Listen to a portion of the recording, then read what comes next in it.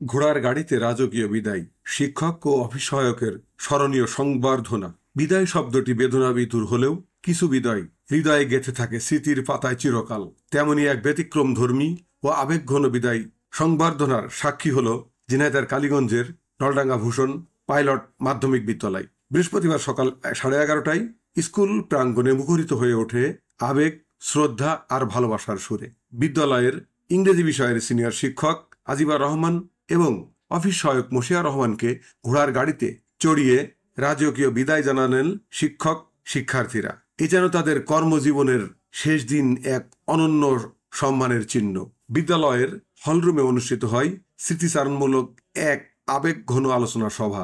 বিদায়ী শিক্ষকের কর্মজীবনের গল্প, সততা, নিষ্ঠা ও শিক্ষার্থীদের প্রতি তার অকৃত্রিম ভালোবাসা উঠে আসে বক্তৃতার প্রতিটি বাক্যে।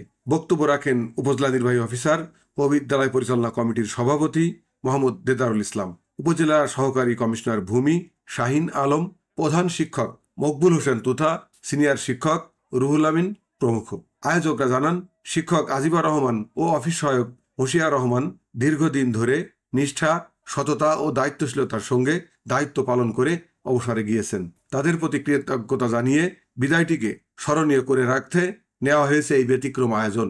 বিদ্যালয়ের শিক্ষক, কর্মচারী ও শত শত শিক্ষার্থীর উপস্থিতিতে গন্তব্যের দিকে এগিয়ে চলে সুসজ্জিত ঘোড়ার গাড়ি। চারপাশে তখন শুধু শ্রদ্ধা, ভালোবাসা আর চোখের কোনায় জমে থাকা জল।